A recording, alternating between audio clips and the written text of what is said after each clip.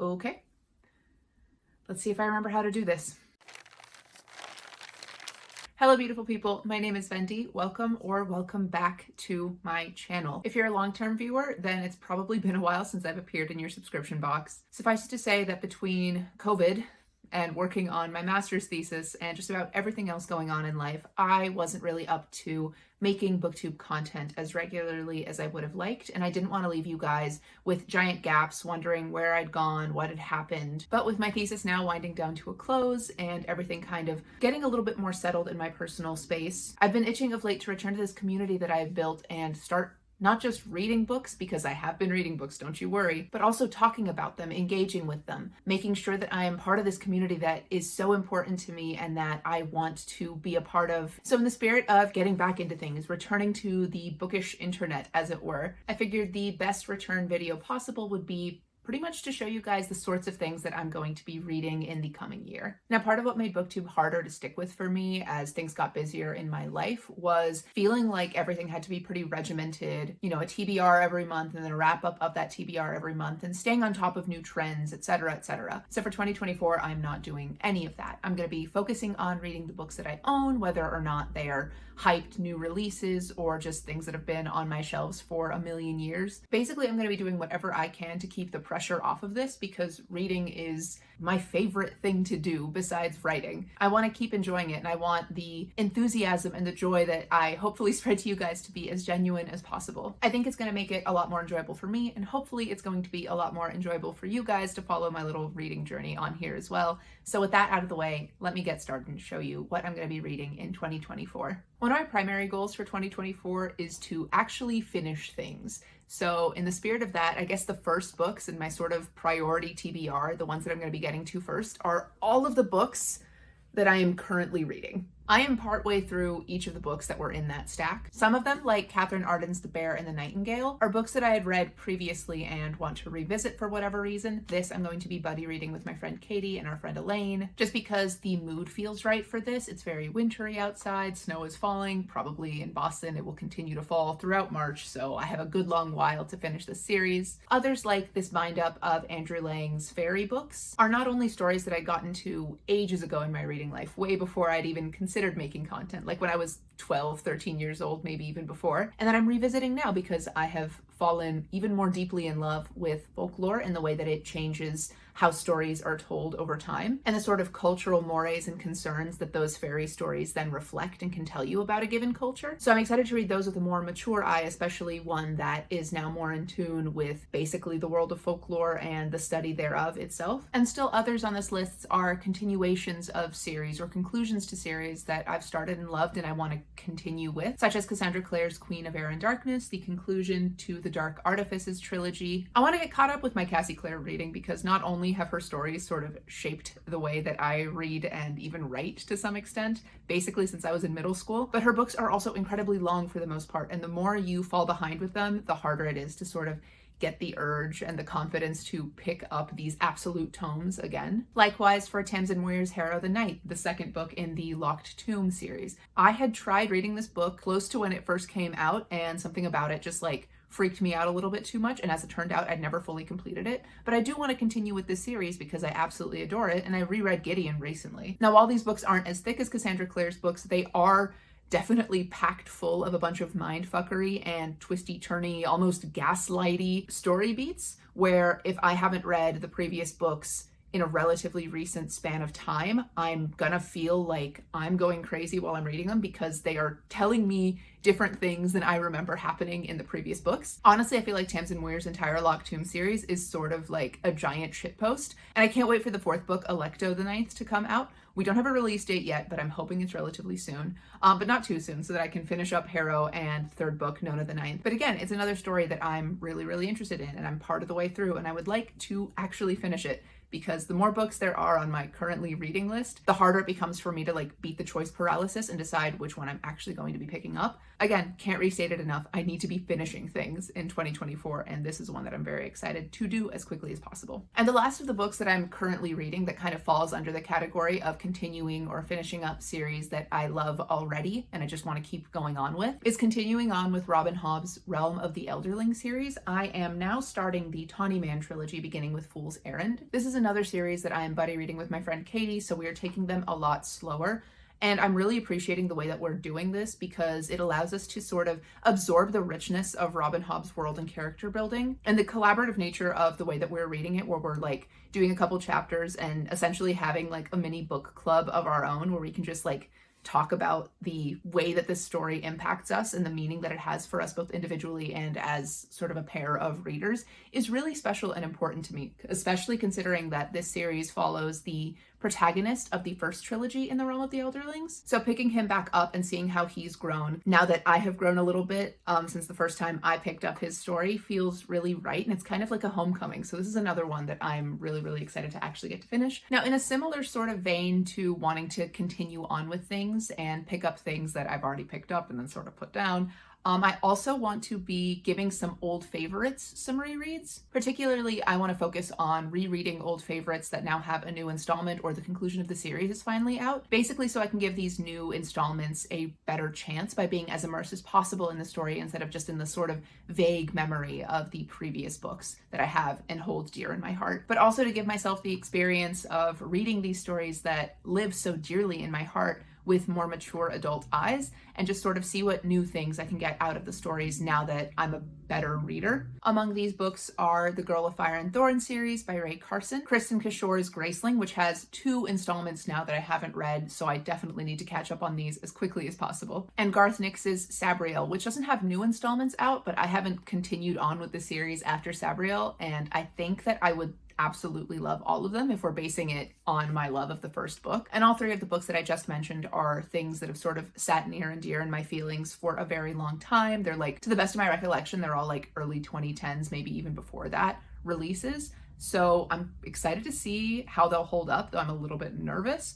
Well, I'm not that nervous. I trust all these writers to have had their writing hold up, but it's still always nerve-wracking to see how like my childhood nostalgia is going to measure up to my present day enthusiasm. And then as far as more recent favorites, I'm excited to get to The Sisters of Reckoning by Charlotte Nicole Davis. This is a follow-up to her Wild West fantasy, The Good Luck Girls, which I absolutely adored when I read it first. This is actually the conclusion of a duology, so I'm really excited to see how the story is going to wrap up, how things are going to sort of escalate in terms of conflict, because boy, was the conflict of the Good Luck Girls pretty intense. And another series whose conclusion came out relatively recently is The Nightmareverse by L.L. McKinney, with the 3rd book in the trilogy, A Crown So Cursed. I really enjoy L.L. McKinney's What If Buffy the Vampire Slayer was black and fell down the rabbit hole instead of Alice. The premise is fantastic and the execution even more so, and I'm very excited to see how this story is going to conclude as well. But I'm not sticking with just nostalgia reads. I'm also going to be reading a bunch of stuff that I have a really good feeling about. Sort of my 5-star TBR predictions, if you will. These are the books that have either been on my shelves for a little bit that I'm now just sort of drawn to, like I'm itching to pick them up every time I see them on my sort of unread books shelf, or they're new books that have intrigued me basically from the time that they were announced to the time that I got my hands on a copy. This includes things like The Diviners by Libba Bray.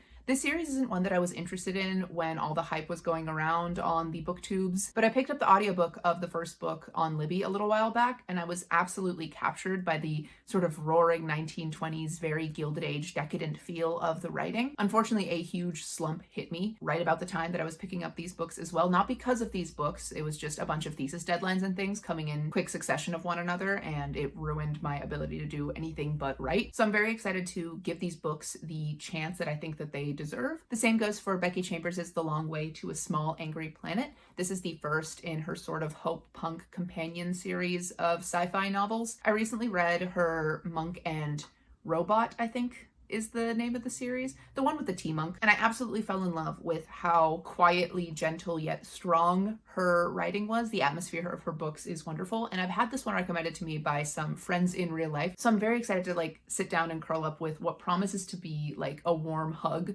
from an alien slash robot slash the whole of the sky above me. I'm also excited to read Astrid Parker Doesn't Fall. This is the second of Ashley Herring Blake's small town sapphic romance trilogy. I've been reading a lot more romance over the past couple years, and I've always been a fan of Ashley Herring Blake, so I'm excited to continue on with the series and see if it treats me well. Love me some bisexual ladies. This is another one that I think will just make me happy, and that's the goal this year. Now, in service of continuing to make myself happy with books that I'm pretty sure are going to just work for me, I have Half a Soul by Olivia Atwater. This is a Regency romance mashup with fairy lore, and those are all things that are just right up my alley. I've had this on my radar ever since Kara from Wild Book Garden mentioned it on her channel. Ever since then, I've just been itching to pick it up. And finally, and I don't know if this author is one that will make me happy necessarily, on account of I know that her writing is supposed to be pretty dark and sort of serious in many ways, but just in terms of the thematic resonances and the vibes of her stories, another author that I want to get to is Ava Reid, starting with her debut, The Wolf and the Woodsman. Something about Ava Reid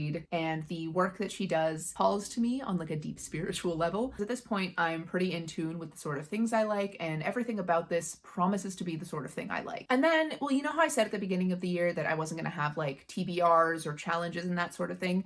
I sort of lied. I do have a couple of challenges for myself, but they are less booktube zeitgeist related and more just things that I want to do for myself personally. One of which being reading all of Shakespeare's works. I'm giving myself till 2030. I'm not going to try to do this by the end of this year. Every time I try to do that within 1 year, I get super overwhelmed and then I just don't pick up any of this ginormous folio. So I'm keeping it easy. I'm going to go for like one play, maybe a couple of sonnets every month or so. Regardless, I want to get a bit of a dent in it in 2024. I've got a good long time to get through all of it. I intentionally made it like really, really distant and far away to remove the pressure as much as possible. Again, optimizing for joy. But this is a goal that I want to be working toward this year as well. And for now, I need to put this down or else my wrist and shoulder might give out. I also won a collection of YA thrillers in a giveaway at this point years ago. And the thing about thrillers for me is they don't have a tremendous amount of reread value the way that most thrillers that I've read thus far, and maybe I've only read like mid for myself thrillers. So if you have thriller recommendations, please drop them in the comment section below, especially if you think they're thrillers that you get something on multiple rereads. But the point is I have a collection of these YA thrillers that I want to get to, not only to help bring my like physical TBR pile down, but because I have been enjoying thrillers and I want to give these ones a chance to wow me as well. So the next one that I have on deck is That Night by Sin Baylog. This one follows a girl who's investigating the newly mysterious circumstances surrounding her boyfriend's death. She's been told to move on by pretty much everybody in her life until some evidence pops up that makes her think that foul play may have been involved. And that sounds pretty interesting to me. I have a couple more sort of self-set challenges that I'm doing. Most of those are for sort of secret TBR videos that I'm excited to bring you later this year. One that I'm okay to talk about now though is sort of my second chance TBR, where I keep books that while I was doing my big sweep of my shelves to see what I was going to be unhauling, I couldn't decide about. And these are books that I want to reread, or at least try to reread, to see whether they are staying or whether they are going. I'm trying to be more intentional about the books that I keep in my collection because, again, I want to make sure that the books that I'm surrounded by make me happy. It's important to me that moving forward, I have books on my shelves that not only spark joy in the moment, but that I believe will spark joy moving forward as well. So these are books that either have a lot of reread value or sentiment value for me personally, books that just absolutely floored me with how good they were for my personal tastes. And then in terms of my unread shelves, books that I'm actively itching to read whenever I see them. Because I want my channel to be a predominantly positive place, I will not be showing what books are on my second chance TBR or making it known publicly and out loud which books those are. If it's time for them to depart quietly, they will do so, but otherwise they'll sort of just be mashed up in my end of the month or end of the whatever wrap-ups. And the sort of final challenge that I have for this year, and it I feel can actually be called a challenge, has to do with the puzzle book Cain's Jawbone by Torquemada. This is an English author who is using Torquemada as a pseudonym. Cain's Jawbone was originally published by this person in like the 1930s. He was a popular cryptic crossword writer and solver among the English, and he published this 100-page puzzle book mystery. But the idea of Cain's Jawbone is that there is 100 pages, but they're printed out of order. And if you order them correctly, then you'll get a fully complete story with 6 murderers, 6 murders, and 6 murder weapons all matched up properly. I think there have been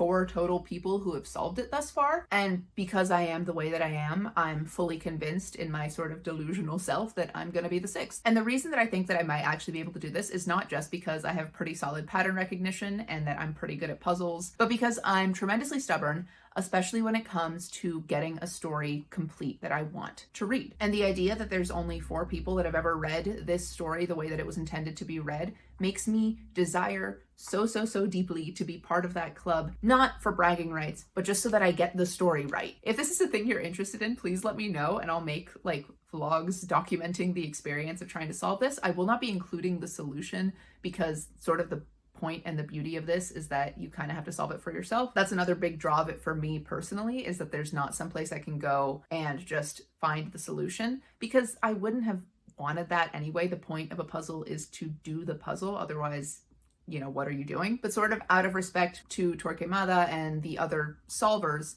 look at me saying the other solvers as though I'm one of them already. I'm manifesting, it's okay.